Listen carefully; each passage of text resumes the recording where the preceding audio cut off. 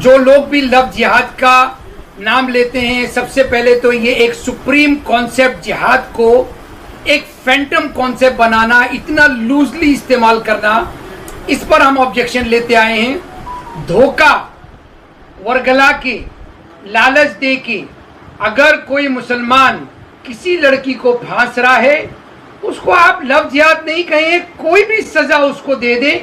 420 के अंदर आईपीसी के सेक्शंस लगाकर रहमान साहब ने बोला कि इसको जिहाद का नाम ना दीजिए, वो बड़ी सुप्रीम कॉन्सेप्ट है।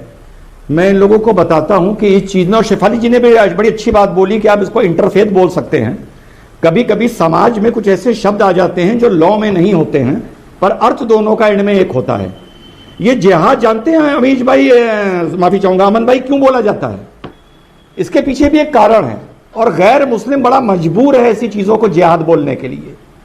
40 साल जो ये नई दो पीढ़ियों ने देखा कि जिहाद के नाम पर दुनिया में जो आतंक मचा, जो सुसाइड बॉम्बिंग हुई, जो कत्लेआम हुए, जो बॉम्ब ब्लास्ट हुए, तो उसको इन लोगों ने जिहाद का नाम दिया। किसने? मुसलमानों ने।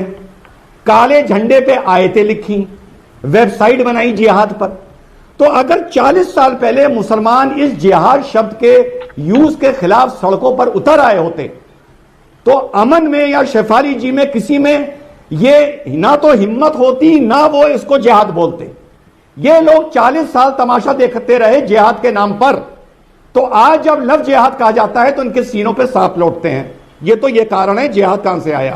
पहला, आपने ये बोला किसी से कि आप डिनायल मोड में हैं। डिनायल, अमन भाई, आक्रांताओं ने मंदिर तोड़े, ये आज तक किसी ने नहीं माना। ये जिहाद के नाम पर, इस्लाम के नाम पर, कुरान की आयतों के नाम पर 5 से 8 लाख आदमी आतंक ने इस दुनिया में मार दिए मात्र 40 साल में, किसी ने नहीं माना। कि अगर जो लोग करवाते हैं, मैं उनसे इत्तेफाक नहीं रखता। आप बोलिए, चलिए आप बोल के जाइए। आज मैं चुनौती दे रहा हूं आपको, आज आप बोल कर जाइए। अच्छा, ये जवाब आप बोल कर जाइए, आप बोल कर जाइए कि शादी के बाद कोई हिंदू बच्ची को उसके धर्म के साथ अपनाना चाहिए, धर्मांतरण की जरूरत नहीं है मुस्लिम परिवार में आने के लिए। बोलकर जाइए। आप बताइए, आप चैलेंज कर रहा हूं, बोल के जाइए आज। अच्छा सुन लीजिए, जवाब सुनिए। बोलिए। ये देश क्या संविधान? अरे बोल के जाए। हम बोल रहे हैं ना, बोल रहा हूं। बोल रहे, देश संविधान से चलता है। नहीं बोलेंगे, ये देश सेकुलर मुल्क है। जो मेरी पहली बाइट थी, मैंने आपको पहली बाइट में क्या बताया था कि अभी सब ज्ञान आने लगेगा कि इसमें कोई मजहब नहीं होता। कोई बता रहा था हिंदू औरत जल गई, किसी ने किसी को मार दिया। सरदार आदमी को ऑपोजिट सेक्स का इंटरैक्शन सरदार कम्युनिटी में मिल जाता है, क्रिश्चियन को क्रिश्चियन में मिल जाता है, हिंदू को हिंदू में मिल जाता है। अब मैं इसके पीछे की आपको साइकोलॉजी बता रहा हूं। मुसलमान को अपने मोहल्ले में या अपनी मामा की बेटी से या चाचा की बेटी से, नाउजुबिल्लाह, जिनसे वो निकाह कर लेते हैं, वहां पर फ्लर्टिंग का, घूमने का, डिस्को का, पिक्चर का एक्सेसिबिलिटी नहीं मिलती। मामा कहते हैं बेटा तुरंत निकाह पढ़ो। मुसलमान लड़के को कॉलेज में, जॉब में हिंदू लड़की ही एक्सेसिबल मिलती है, जिससे वो अपने बालों में जेल लगाकर उसको इंप्रेस करता है। अब आप बात हो रही थी नोटिफिकेशन की, शेफाली जी और साध्वी जी, आप छोटी बच्चियों को बताती हैं ना कि किसी के साथ मत जाना, टॉफी मत खाना, बताते हैं ना अपने घर में, बताते हैं ना। तो बस ये मेरा नोटिफिकेशन है आपके लिए। अपनी लड़कियों को 4th क्लास से बताना शुरू कर दीजिए कि धर्म अलग है, संस्कृति अलग है, विचारधारा अलग है। भले एक देश में रह रहे हैं, मुसलमान लड़कों से बेटा दूर रहना है, नोटिफिकेशन, बात खत्म।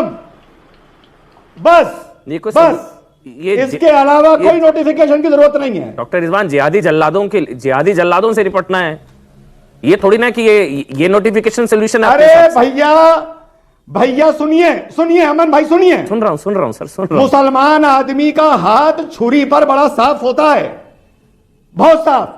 8वीं 9वीं क्लास में हम बकरा काट देते हैं। मैंने 9 साल की उम्र में 4 बकरे काटे थे। तो ये जिहादी विहादी छोड़िए, जितना कह रहा हूं उतनी अंटी बांध लीजिए। मुसलमान लड़कों से दूर रहो, बात खत्म, अंडरलाइन, फुल स्टॉप।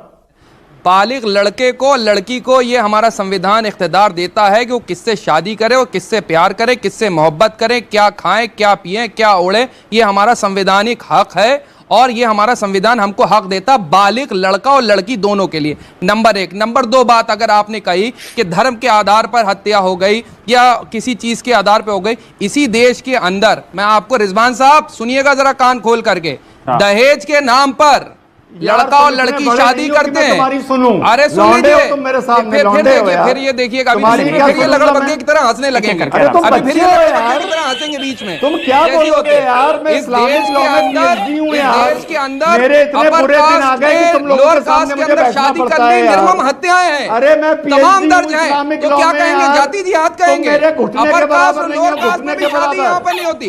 दहेज के नाम पर लड़का और लड़की अभी इतना ही बोलने लगे, इनके बीच में नहीं बोला, फिर इनकी लगड़बग्गे वाली आदत है। बराबर नहीं होगा।